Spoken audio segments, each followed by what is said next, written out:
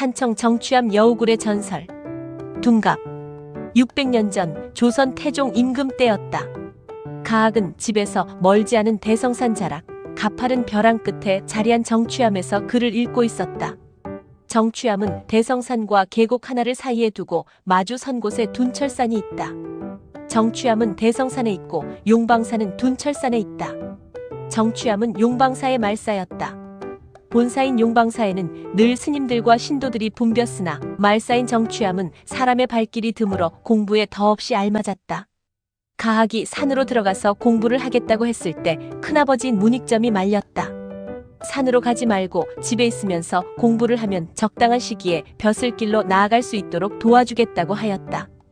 큰아버지 문익점은 고려 공민왕 때 벼슬을 한 관리로 중국에 갔다가 돌아오는 길에 목화씨를 가지고 와서 목화를 보급하고 목화를 이용하여 솜을 만들고 배를 짜는 신기술을 온 나라에 보급하는데 여념이 없었다.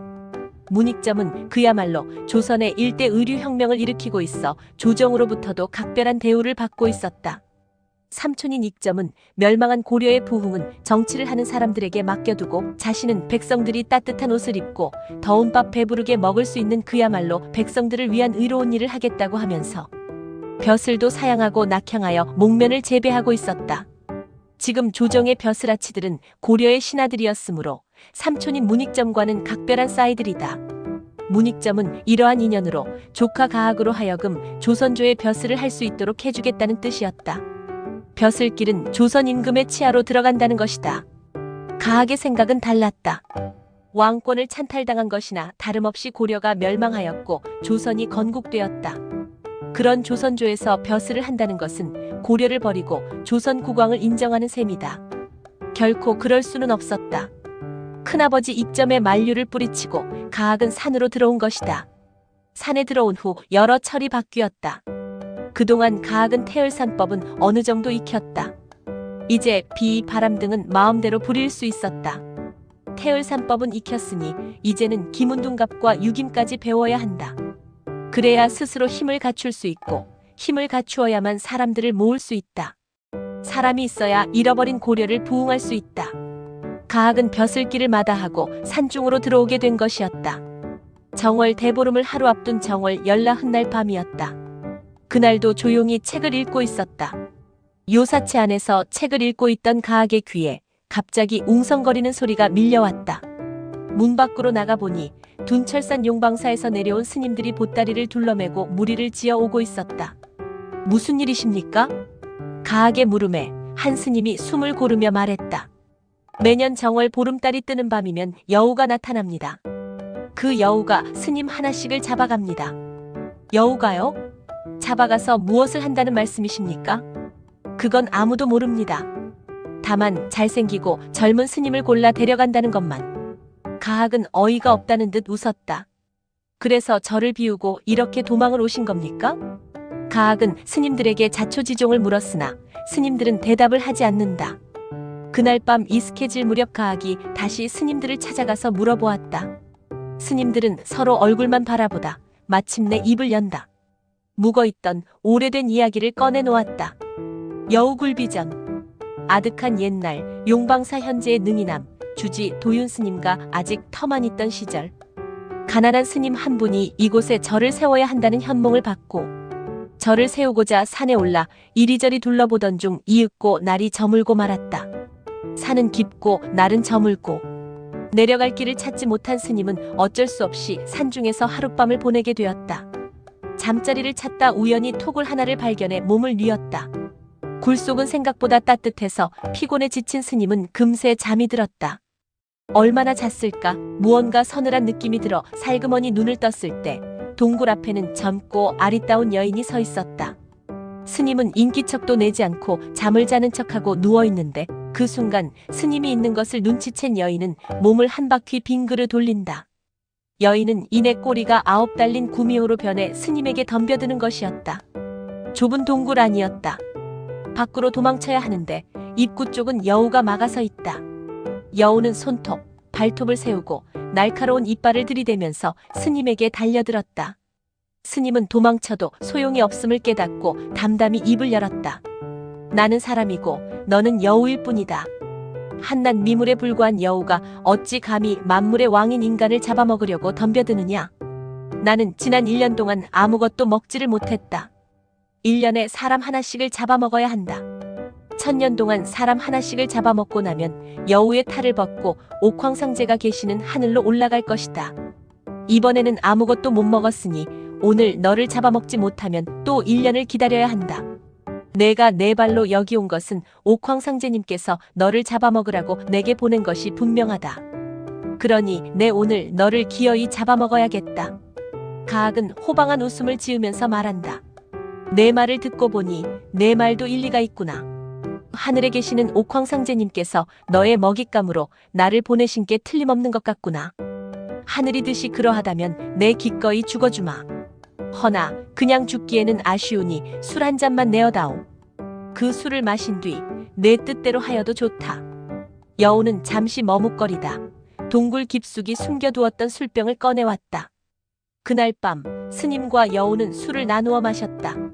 주거니 받거니 하면서 그 독한 술을 다 비웠다. 여우는 술에 취해버렸다. 술에 취한 여우는 마음을 바꾸어 스님이 절을 세울 수 있도록 도와주겠노라 약조하였다. 그렇게 세워진 절이 둔철산 용방사였다.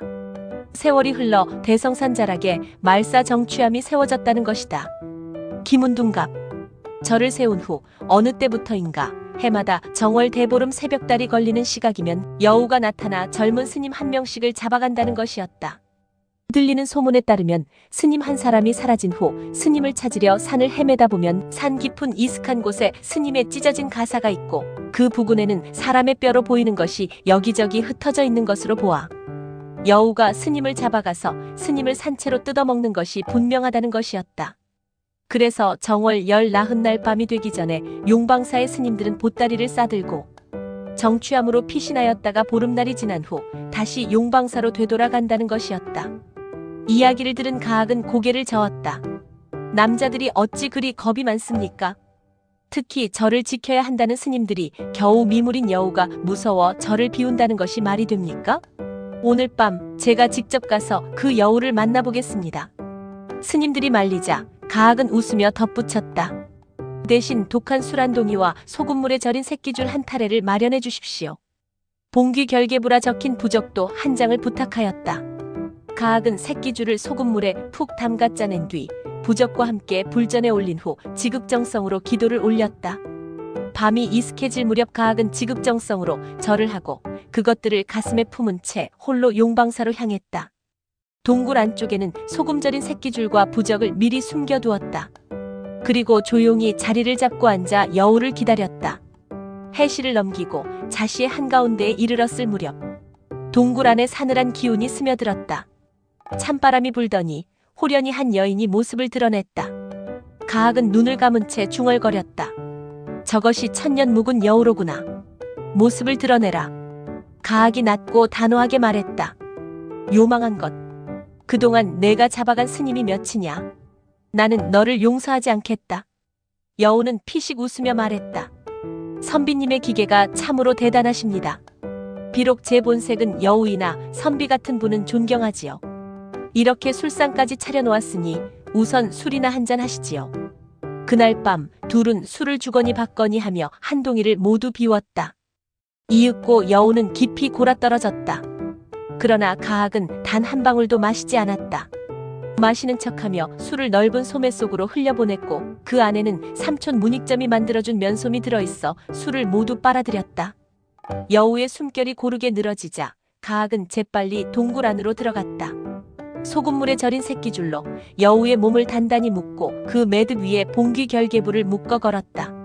잠시 뒤 여우가 눈을 떴다. 줄을 풀려고 몸부림칠수록 새끼줄은 살아있는 것처럼 점점 더 조여들었다. 여우는 숨조차 제대로 쉴 수 없었다. 그때 가학이 마당으로 내려가 장작을 쌓기 시작했다. 선비님 장작은 왜 쌓으십니까? 가학은 담담히 말했다. 나는 조금 전에는 고기가 없어 술을 마시지 않았다. 이제는 너를 구워 남은 술을 마시려 한다. 그리고 불씨를 장작에 던지며 여우를 불 속으로 끌고 가려 하자 여우가 울부짖었다.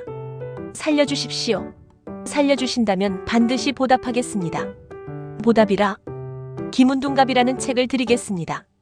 마음대로 둔갑하고 다시 사람으로 돌아올 수 있는 비술이 적힌 책입니다.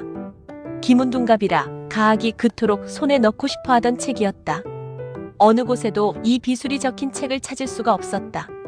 그런데 뜻밖에도 여우가 김운둔갑 책을 주겠다고 한 것이다. 가학은 눈을 가늘게 뜨고 말했다. 그게 사실이냐? 선비님 앞에서 제가 감히 허언을 하겠습니까? 사실이옵니다. 도망칠 속셈이겠지 아닙니다. 맹세합니다. 가학은 잠시 생각하다가 새끼줄의 한쪽 매듭을 풀었다. 그러나 끝자락은 단단히 손에 쥐고 있었다. 여우는 끌려가듯 동굴 깊숙한 곳으로 들어가 책 한 권을 꺼내왔다. 호굴비전. 가학은 그 책을 받아주는 순간 숨이 턱 막혔다. 세상 모든 소리가 멀어지는 듯했다. 그리고 세상 모든 것을 다 가지는 것 같았다. 가학은 여우로부터 빼앗은 호굴비전에 나오는 둔갑법을 익혔다. 가학은 산중에 들어와 이미 익혀두었던 태을산법으로 눈과 비, 바람을 마음대로 부릴 줄 알게 되었다. 여기에 더해 여우로부터 빼앗은 책으로 둔갑술까지 익히게 되면 그 혼자서도 만국지안을 풀고 능히 고려를 다시 건국할 수 있으리라고 믿었다. 여우가 유김까지 알고 있는 눈치였다. 둔갑법을 다 익힌 후 유김까지 가르쳐주면 여우를 풀어주겠다고 약속하였다. 가학은 책을 읽고 또 읽었다. 앵무새로도 변했고 여우로도 변했고 나비로도 변했다.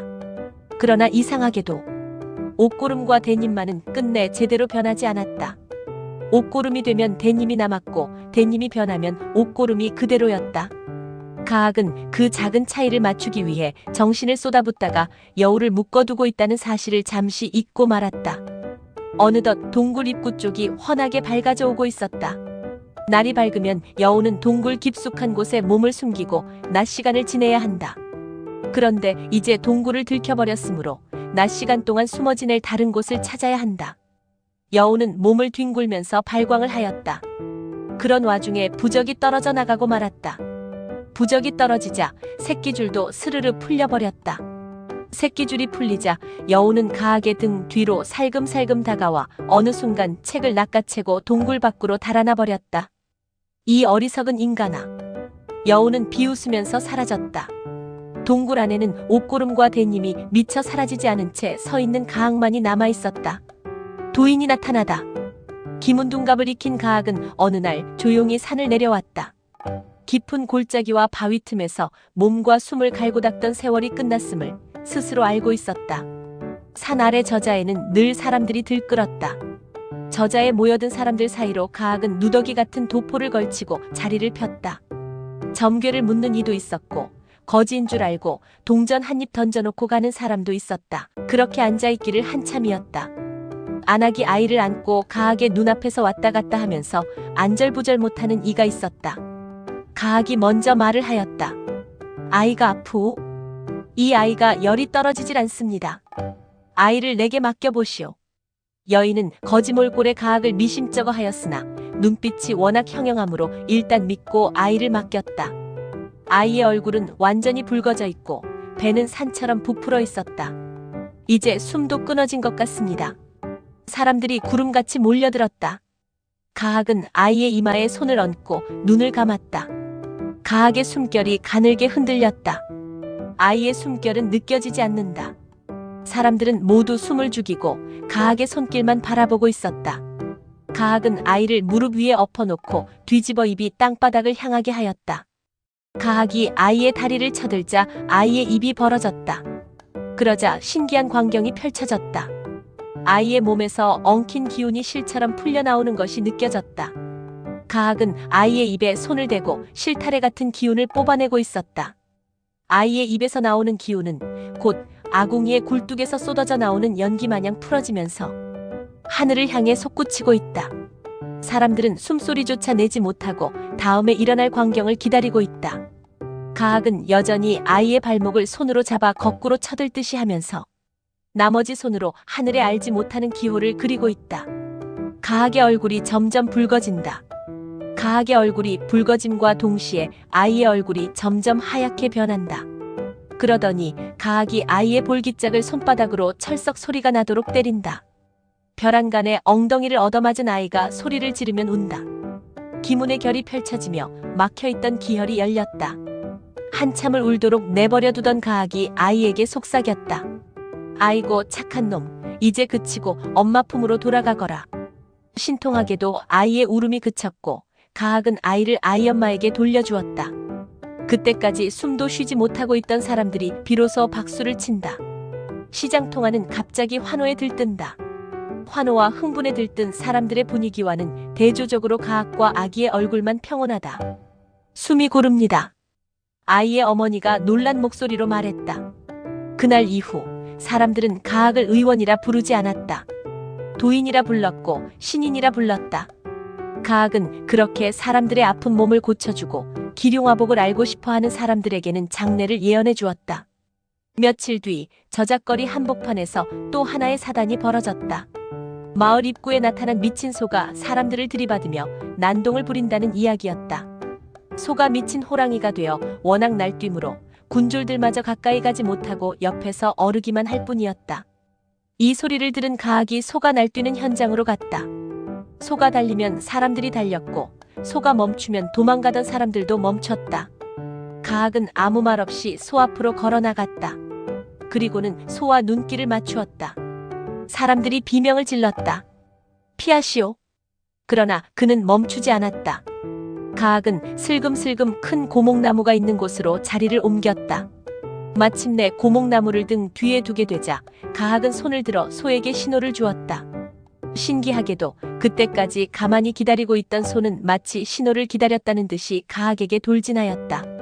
소가 머리를 낮추고 돌진하여 가학과의 거리가 한 발이나 되었을까 사람들은 비명을 지르면서 눈을 감아버렸다. 아! 비켜! 가학의 몸이 바람처럼 옆으로 흐트러졌다. 다음 순간 사람들 눈앞에는 가학이 아니라 허공에 남은 것은 그림자 하나뿐이었다. 소는 텅 빈 고목을 들이받고 그대로 넘어졌다. 가학은 어느 틈에 소의 등에 편안한 자세로 앉아있는 것이었다. 김운둔갑의 비법으로 한순간에 자리를 옮긴 것이다. 그는 소의 귀 뒤를 가볍게 눌렀다. 숨결이 끊기듯 흔들리던 소가 이내 고개를 떨구고 얌전히 주저앉았다. 그 광경을 본 사람들은 그대로 무릎을 꿇었다. 진짜 도인이시다. 1406년 여름이었다. 태종이 왕위에 오른 지 6년이 지났다. 가학은 조바심이 일었다. 그러나 아직 때가 되지 아니하였음을 알고 있었다. 그해 봄, 여름은 가뭄이 극심했다. 논바닥은 갈라졌고 우물에서는 밧줄 끝에 달려있는 동이가 물을 만나지 못했다. 온 나라가 극심한 목마름에 허덕이고 있었다. 사람들이 가학을 찾아왔다. 도인님, 지리산에 올라 치성을 드려주십시오. 가학은 말없이 고개를 끄덕였다. 그는 다시 산으로 올랐다. 지리산 깊은 능선, 바람조차 멈추는 곳에 작은 제단을 쌓았다. 돌을 하나하나 옮기며 흙을 다지고 향을 피웠다. 칠성의 자리를 헤아리고 기문의 방위를 가늠한 뒤 그는 북쪽을 향해 앉았다. 사흘째 되던 밤 바람이 바뀌었다. 넷째 날 새벽 구름이 산허리를 감싸기 시작했다. 해가 뜨기 직전 천둥 소리가 지리산 골짜기를 울렸다. 비가 쏟아졌다. 사람들은 그 비를 도인이 부른 비라 하였다. 임금이 가학을 부르다. 소문은 순식간에 퍼졌다. 고을을 넘고 강을 건너 지리산을 넘고 마침내 한양까지 도달했다. 지리산 일대에는 가학이 부른 비로 가뭄을 이겼으나 한양에는 여전히 가뭄이 극심하였다. 궁궐의 연못은 바닥을 드러냈고 백성들은 마실 물조차 걱정해야 했다. 저작거리의 소문은 가장 늦게 궁궐에 닿지만 가장 먼저 민심을 드러내 보이는 법이었다. 영의정 하륜이 민정을 살피러 저작거리로 나섰다. 변복을 한 채였다. 그날도 남대문 밖 저자에서 발길을 멈추었다. 쌀자루 앞에 모여선 장사치들 사이로 쉰 목소리가 흘러나왔다. 지리산 아래에는 말이오, 하늘을 부르는 사내가 있다지 않소. 또 다른 사내의 목소리, 기도만 하면 비가 쏟아진다 하더이다. 아이병도 손만 얹으면 낫는다 하니 그게 사람이겠소.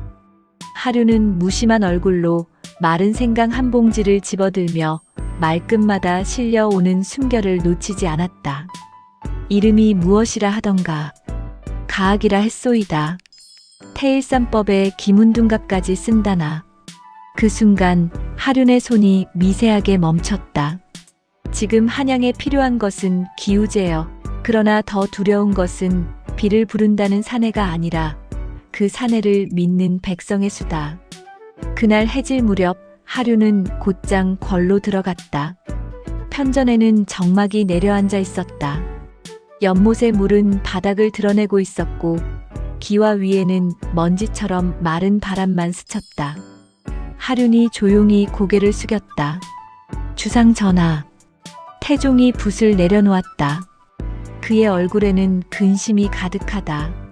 건국한 지 얼마 되지 않아 나라의 근본인 백성이 흔들리고 있는 것이다. 가뭄이 심한 것은 임금이 임금답지 못하기 때문이라고 하였다. 가뭄이 계속되는 것은 임금의 덕이 부족하므로 임금을 바꾸라는 하늘의 신호라는 말도 있다. 무슨 일이오? 신이 오늘 저자에서 들은 말이 있사온데 가볍게 넘기기에는 백성들의 입이 지나치게 한 곳으로 모이고 있사옵니다. 태종의 눈빛이 가늘어졌다. 계속 말하라. 지리산 아래에 가학이라 부르는 자가 있다 하옵니다. 사람들은 그가 병을 고치고 하늘의 길을 열어 비를 부른다 말하고 있사옵니다. 잠시 침묵이 흘렀다. 밖에서는 바람의 종소리만 희미하게 울렸다. 도술이란 말이냐? 백성들은 이미 그렇게 믿고 있사옵니다. 하륜은 한 발 더 다가섰다. 전하, 지금 한양에 비가 내리지 않는 것이 문제이옵니까? 아니면 비를 부른다는 사람이 생겨났다는 것이 문제이옵니까?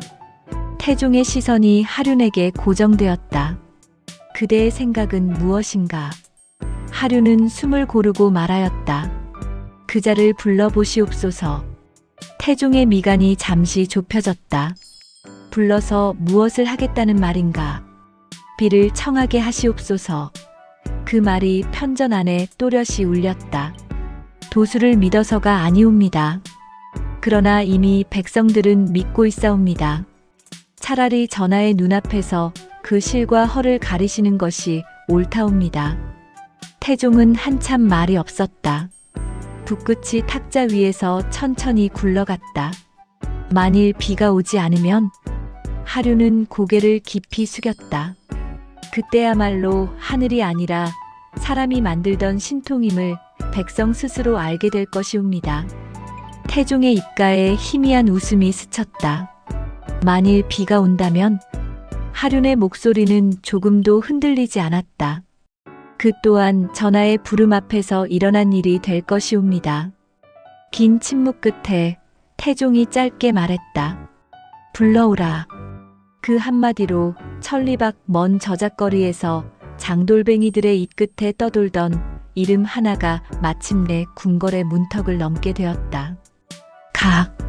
그리고 비보다 먼저 사람들의 마음이 궁으로 몰려들고 있었다. 비를 부르다. 가학은 궁궐의 뜰에 엎드렸다. 임금은 한참 그를 바라보다가 입을 열었다. 그대가 비를 부른다 하였더냐? 부른다기보다 하늘의 길을 빌릴 뿐이옵니다. 임금은 잠시 침묵하다가 명했다. 제단을 쌓고 비를 청하라. 궁궐 밖에 급히 제단이 마련되었다. 가학은 정결히 몸을 씻고 기도를 시작했다. 그러나 하루가 지나고 이틀이 지나고 사흘이 지나도 하늘은 열리지 않았다. 7일이 되던 날 임금의 얼굴이 굳어졌다. 그만 물러가라. 조정 대신들 사이에서 조용한 웃음이 흘렀다. 그때 가학이 고개를 숙이며 말했다. 상감마마의 급한 부름에 심신을 수련하지 못하였사옵니다. 제단의 자리가 맞지 않습니다. 한 번만 더 기회를 주시옵소서. 임금은 잠시 망설이다가 허락했다. 제단은 한양 서쪽 언덕으로 옮겨졌다. 가학은 밤을 새워 기문을 살폈다. 땅의 기운과 하늘의 숨결이 맞닿는 자리를 찾아 조용히 앉았다. 그리고 다시 기도를 시작했다. 해가 중천에 올랐을 무렵 서쪽 하늘에서 먹구름이 몰려왔다. 바람이 궁궐의 깃발을 뒤흔들었고 이내 빗방울이 떨어졌다. 비는 점점 굵어졌다. 장안이 술렁였다. 도인이 다시 비를 불렀다. 그날 이후 가학의 이름은 온 한양에 퍼졌다. 역적인가 충신인가. 사람들이 몰려들기 시작했다. 예문과 대제학을 지낸 김영우의 아들 김천, 생원. 조방이 부정에 지게 있던 조안생, 고려조에서 벼슬을 지낸 임빙, 그리고 김양까지. 구름처럼 사람들이 모였다. 가학이 머무는 곳에는 언제나 인파가 들끓었다. 사람들은 말하기 시작했다. 그대는 고려 충신의 가문이 아닌가. 이 어지러운 세상에 고려를 다시 세워야 하지 않겠는가. 처음에 가학은 웃으며 넘겼다. 그러나 밤마다 모여드는 이들은 점점 더 노골적인 말을 꺼냈다. 도인께서 왕이 되셔야 합니다. 잃어버린 나라 고려를 다시 세우시옵소서. 우리는 왕을 모시는 대신이 되겠습니다. 어느 날 밤 가학은 홀로 등불 앞에 앉아 있었다. 불꽃이 미세하게 흔들렸다. 그는 문득 자신 안에서 익어버린 무언가를 느꼈다. 때가 되었다. 가학은 마침내 결심했다. 자신은 왕이 되고 추종자들에게는 대신의 직을 나누어 주겠다고 선언했다. 어인까지 만들었다. 그 순간부터 그들의 모임은 더 이상 은밀하지 않았다. 조정은 크게 술렁였다. 건국 초기 모든 제도가 아직 자리 잡지 못한 때였다. 백성들의 마음도 흔들리고 있었다. 그런데 고려 부흥을 기치로 가학이 사람들을 모은다는 소문이 돌았다. 임금은 얼굴을 굳혔다. 잡아들이라. 가학은 저항하지 않았다. 그는 고개를 들고 조용히 포졸들을 바라보았다. 그의 운명이 여기까지였음을 그는 알고 있었다. 다만 아무 죄 없이 죽임을 당하는 처자들에게 미안할 따름이었다. 잡혀온 이튿날 그는 곧바로 능지처참을 당했다. 임금은 말했다. 다만 미친 자일 뿐이다. 지난 기우제를 지낼 때 임금은 여러 차례 가학을 가까이서 보았다. 그의 눈빛은 세상을 구하겠다는 열망과 현실과는 닿지 않는 이상향을 쫓는 망상의 경계에 서 있었다. 임금은 그를 죽일 생각은 없었다. 그러나 조정 대신들이 말했다. 이대로 두면 백성들이 흔들립니다. 본보기가 필요하옵니다. 임금은 끝내 고개를 끄덕였다. 백성을 향한 경계이자 새 나라를 지키기 위한 표식이었다. 그날 가학은 저작거리 한가운데로 끌려 나왔다. 손과 발은 굵은 밧줄에 묶여 있었고 사지는 이미 네 방향으로 팽팽히 당겨져 있었다. 네 마리의 소가 동서남북에 각각 매였다. 백성들은 숨을 삼킨 채 그 광경을 지켜보고 있었다. 형리는 조서를 높이 읽었다. 역심을 품고 무리를 모아 나라를 어지럽힌 죄, 국법에 따라 환영에 처한다. 곧이어 북이 울렸다. 형리가 채찍을 들어 올리자 네 마리의 소가 동시에 앞으로 내달렸다. 짧은 비명조차 허락되지 않았다. 팽팽히 당겨지던 몸이 한순간 허공에서 뒤틀렸고 이내 사지가 서로 다른 방향으로 흩어졌다. 그로써 고려의 이름을 다시 부르던 마지막 무리는 허망하게 끝을 맺었다. 비를 불렀던 도인, 이상향을 줬던 사내, 문각. 가학의 이야기는 그렇게 장안의 먼지 속으로 사라졌다.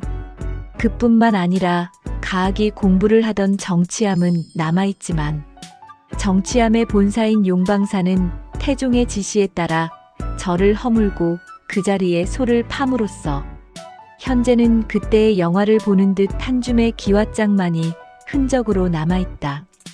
에필로그. 나는 문가학을 조선의 돈키호테라 부른다.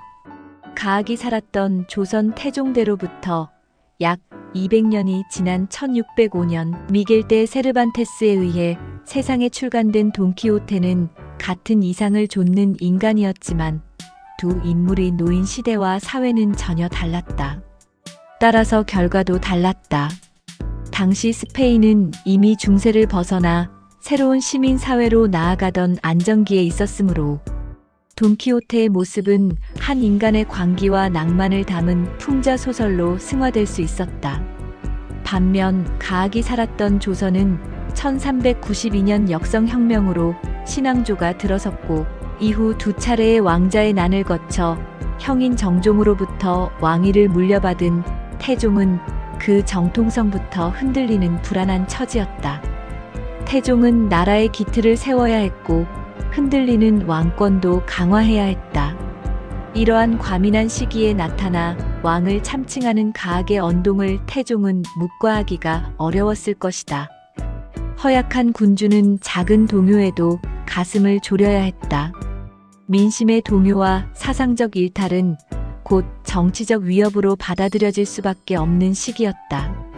그래서 스페인에서는 이상에 사로잡힌 한 사내의 방황이 문학적 낭만으로 남았지만 조선에서는 같은 이상과 꿈이 역심으로 해석되어 끝내 환영이라는 비극으로 생을 마감하게 되었던 것이다. 전설은 또 다른 역성혁명을 기다리는 백성들의 바람이다. 600년도 더 흐른 지금 전설이 남아있는 여우굴에 도윤 스님이 부처님을 모시고 수행, 정진하면서 옛날 화려했던 용방사의 재건을 위하여 용진 분투하고 계신다.